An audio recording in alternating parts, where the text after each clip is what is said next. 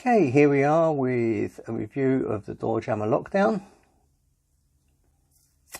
It's very similar to the Doorjammer, which we've reviewed before. Let me show you a Doorjammer. There is some shadow in this video, so I apologise for that. That's the Doorjammer that we've used on travel safety and how practical it is to carry. Obviously, the Doorjammer Lockdown is the big brother, big sister of this item, and you can see it's similar product but completely different sizing. So this one's the travel version. This one, I think they recommend it on their site for schools and offices, things like that, but it basically does the same role. It's designed roughly the same. I think it's designed exactly the same. I could be wrong, I'm not an engineer by trade, but it looks very similar to me.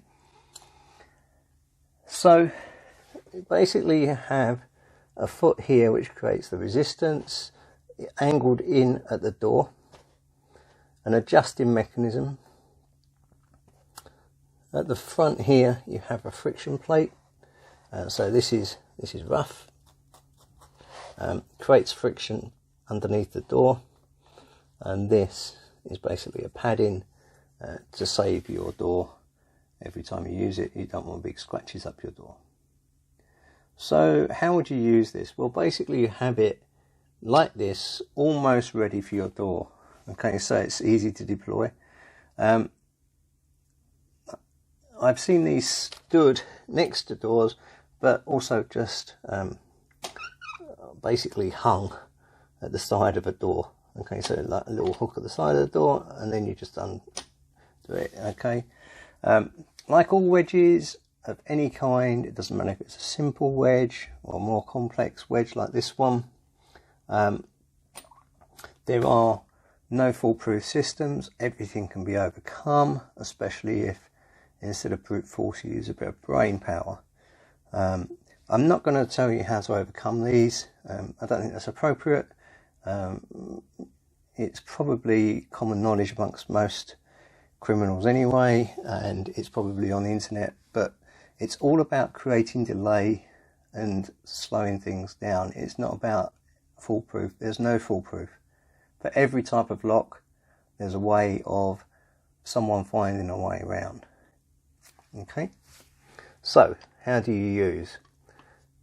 This slides under the door, creates friction, that against the back of the door. So I would slide that under the door here, push it under so that's nice and tight, create a nice angle here, because I want that angle. I don't want it like this. I want that angle being open. So I push that in, make that sure that's nicely under. I put that in the wrong place. Don't put it underneath the carpet tread, put it actually underneath the door. It's always advisable. And then you simply tighten this screw. And what that does is it creates friction that stops it from locking down.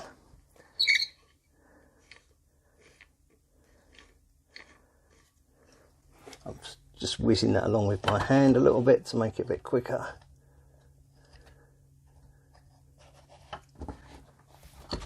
And of course, now I'm showing you, it's not working. There we go.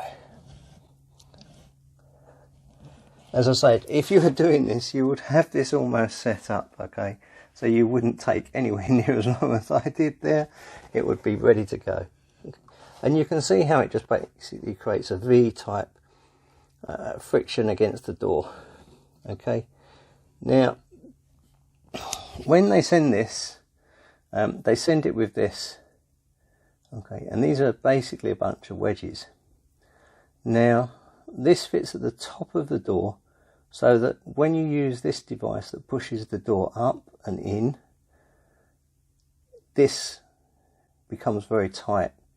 It also means that the friction increases, which becomes harder to disable this by someone who's worked it out. Okay, So bear in mind that the person on the other side doesn't know how you've secured the door. They just know that the door doesn't open. And to prove that, I'm going to probably make a fool of myself now.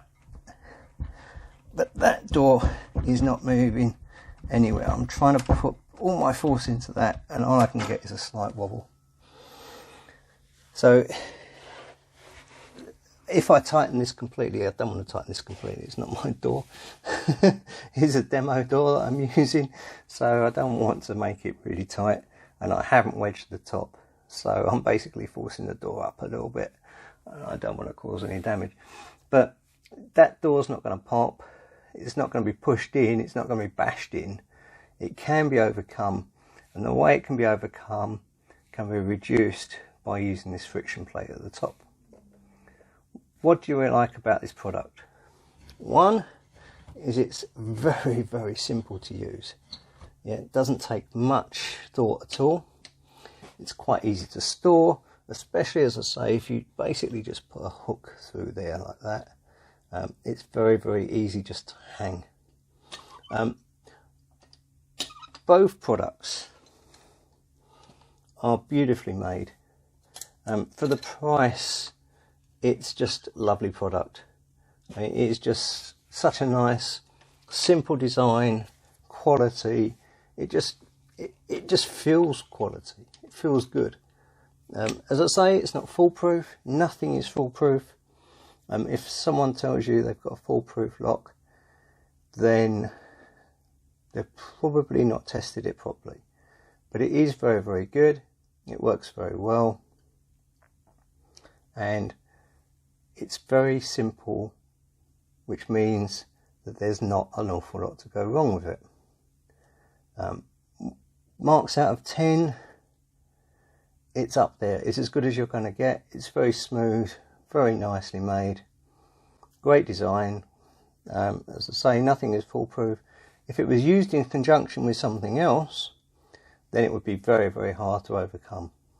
Okay, so in an emergency, shoved under the door quickly, stop an intruder, stop active shooters, stop people rampaging through. Very simple to use. You can wedge the door with a rubber door bung, which is what I would do. My method for this would be wedge the door with a rubber bung, put this in, tighten it, and then if there's a secondary lock function, use that. But this is a great first step. Very, very strong, beautifully made product. Yeah, great all round.